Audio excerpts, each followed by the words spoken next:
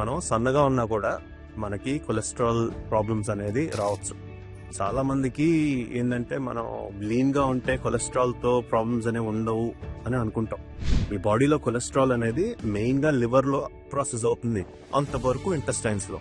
High cholesterol అనేది చాలా reasons వల్ల వస్తుంది. ఒకటి జెనెటిక్ కండిషన్స్, అంటే జన్యుపరమైన కండిషన్స్, ఫెమిలియల్ కండిషన్స్ వల్ల.